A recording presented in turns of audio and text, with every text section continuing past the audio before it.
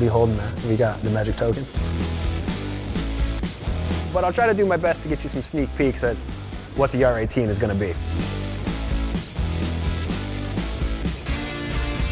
Would you say that's a pretty big secret that we're going to be unveiling right now? It is. We will attach this to our BMW R18.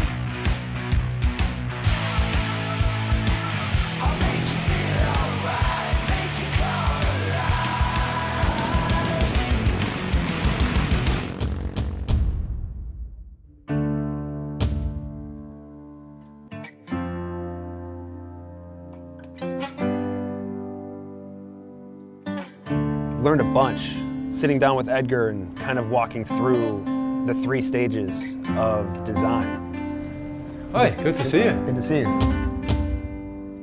Good to see you. Thank you for inviting me here. Yeah, most welcome. So you had a nice weekend. Good. I did have a good weekend.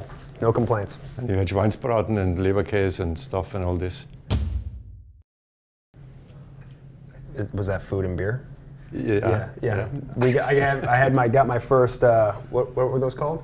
Beer Krug? Yeah, had the first one last night. So very good. I guess I'm official. Tell me a little bit about the space that we're in right now. This is our design studio. So there's around about 30 people working here. Okay.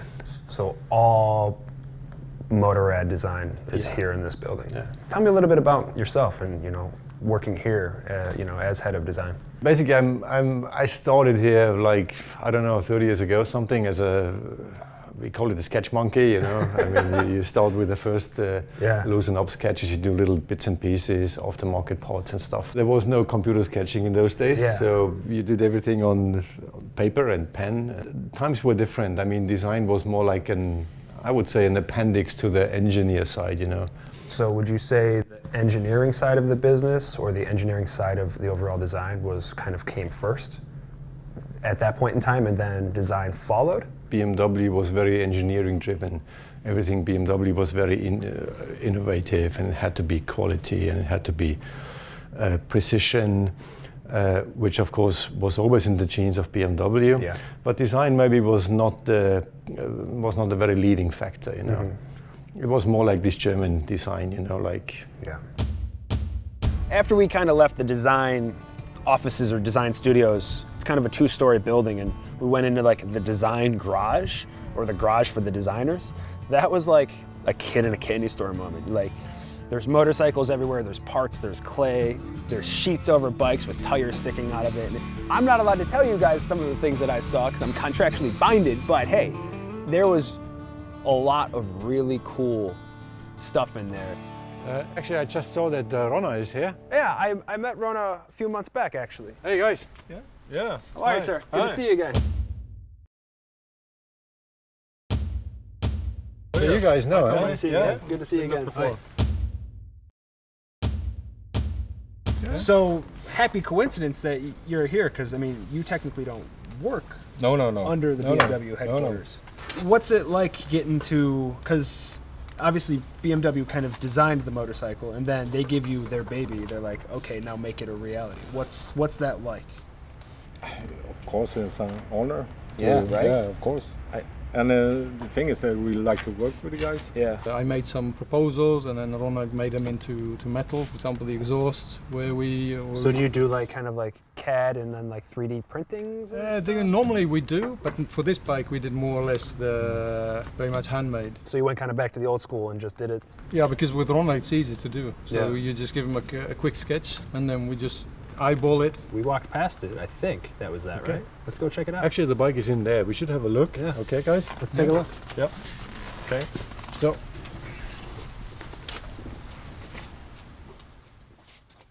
When we were in the design garage, it was really cool to see the clay. And that's something you always kind of see like in design commercials. You always see them playing with the clay. It's because you get to touch, you get to feel. The steps that they walked me through in the designing process was sketching, then they 3D mock it up in like the CAD program, then they take it to clay. And they kind of make some of those real-time changes that they might not see within the 3D program. And they can really touch and get their hands on that clay form. Maybe not 100% production form, but they can get a physical piece for the next stages in the process. So it's a bit rude. I'm standing here staring at the production bike, which you guys eyes up here the whole time. We're gonna sit down and kind of talk about little details and stuff that these gentlemen kind of work and mold with the clay. So we can't show you the entire bike, but I'll try to do my best to get you some sneak peeks at what the R18 is gonna be. You know, I see some things here in the clay, so tell me what's going on.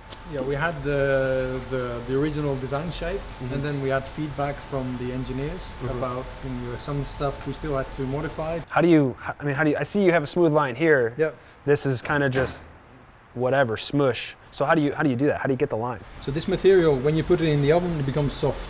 And So it's called like industrial clay. Yeah. After it cools down, it becomes harder, and then you can scrape it like you would scrape your Parmesan cheese, and then you take it over bit by bit, and then later on, when you're more close to the actual shape, you become more and more precise with the tools.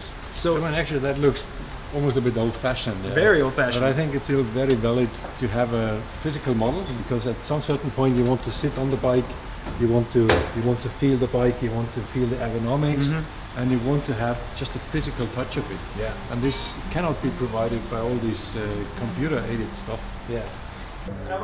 So got to see the R18 for the first time today completed, and I gotta say it's a pretty magical experience.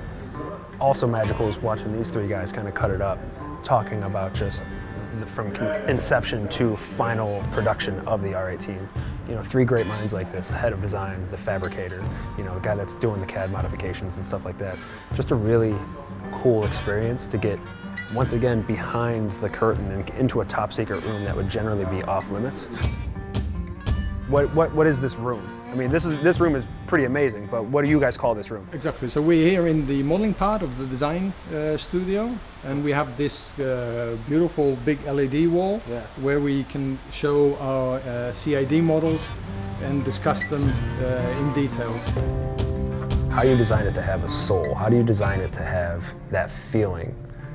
Now there is this kind of romantics for mechanics. I mean, we all live with these computers and cell phones, all these black boxes which are super intelligent, and they all feed your brain, but they don't really feel your guts. Yeah. And mechanics is something you can see. You look at it and you see the function of the bike. Edgar kind of walked me through the steps of it, but it really started to click when I sat down with Bart at the sketchboard, and he really broke it down in the 3 steps of how you look at a bike or how they design a bike, and kind of had this epiphany moment watching Bart break it down, where it's like just when you're walking up to a motorcycle in the wild. Hi Don, how are you doing? Hey Bart, I'm good. Bart, how are you? I'm good. I'm good. What is the basic recipe for designing a motorcycle? Like, what's the formula? What are the ingredients that you use to build a motorcycle? We generally go in 3 steps. We have a first read, a second read, and a third read. The first read is the overall silhouette of the bike, the outline. Second read would be moving in closer to the bike. Then you start to pick up some of the components, the motor, of course in this case a boxer motor. You will start to recognize the shapes of the tank, the seat, the fender. And then as you move in for a third read, then you start to recognize the components of the bike. The foot pegs, say the triple clamp, headlight, all the form details. So you guys got to basically design the motor, and then you talked to, I guess, the mechanical side. You're like, okay, make these cases to be what we want from a design perspective. Exactly. So we had, like as you see on the left side, there's like the basic dimensions which we had to respect, but everything else we could decide. How does your team sit down and look at the past and try to bring that into the future? I think BMW has a big history, has a huge history, but let's say before the 90, we did not really use it. Yeah. We did not really execute it too much. With the R18, we really intensified this, and simultaneously the time is definitely right for this thing. I mentioned this, people are really looking for this roots thing. I mean, this historic stuff is getting really important again. Mechanics is really getting important again. Mechanics, as I used to call it, the luxury of the future, or one luxury of the future. Okay. I think this is a really valuable thing we wanted to instrumentalize, yes. Uli. So, Hello, hi. Tommy. my name is Uli. Hello. Pleasure. Nice to see you. What do you do here? I do all the colors and the trims on the surfaces, on the bikes and seats, paint jobs. So basically any of the exterior surfaces that Yeah. you see on the bike, Yeah. that's kind of your world. So I see pinstriping. What else do you do here? Tell me a little bit more. What you can see here is that we made some examinations on the pinstripe, but we decided to use this. It's a very classic pinstripe. These are some motor colors. As you can see here, this is the raw material. Yeah. And we found a color which really mimics the raw material. So how you guys can kind of see, this is what our metal starts as, just a raw, and what they're trying to do is be able to coat and protect it, but at the same time still feel like it's the raw or original casing color, so to say. Yes. Chrome. Here you can see Kind of the badge that's the badge side of the we motor. put on the motor. Yeah. So It should be like that, and also fits to the dark Yeah. case color. What do we got? What's this? Is this for bar This is clamp? a chrome sample, which we used for The casing? valve cover. You can see it here. The chrome part, and this was our sample Yeah. for the So supplier. not a lot of plastics, not a lot of. No plastic. We don't have plastic. Really, plastic That's a good parts. answer. That's a good answer. So I see you got the badge here, and I see that badge doesn't look like this badge. No, This it is the doesn't. old. It This is the doesn't old look- school badge. Yes, this is the old school. This is what we have with our core bikes. Yeah. Now I can show you something. Would you say that's a pretty big secret that we're going to be unveiling right now? It is. We will attach this to our BMW R18. These guys don't forget about the heart and soul and the touch and the feel of what riding a motorcycle is. It's really cool to see such a big company pay attention to such small details and the personal details of the process of building a motorcycle. The designers get all of the freedom first, and then the mechanical side comes in and has to make it work. And that's a really big change. How important would you say individualization or customization is to the R18 project? We learned a lot from the 90, Yeah. and I think for the R18, customization is a very important item. And for us, it's very important to have a big variety of aftermarket parts. Yeah.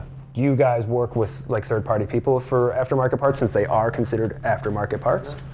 Yeah, we do. We do work with external companies also. I mean, we do a lot here. The next 2 weeks, we are flying to California. It's my backyard. So you come along. We take you. You can show. You can see how these parts are developed. And so we could bring these guys along?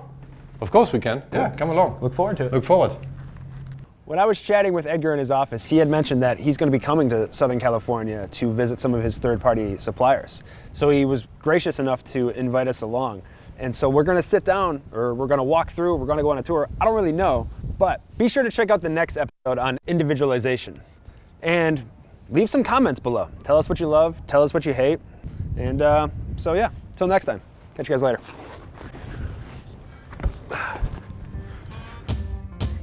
Just letting the suspense build like you've been doing to us the whole time. So real talk, when are we going to see the production bike? Okay, you ask me so often. You ask so many people. Many times. Yeah, I thought we were friends. I got this information for you. Okay. So, Glasses are off. it's getting serious now. Very serious. First time, you're gonna see the production bike. Thank God. High five. Go team. It's a wrap for all actors.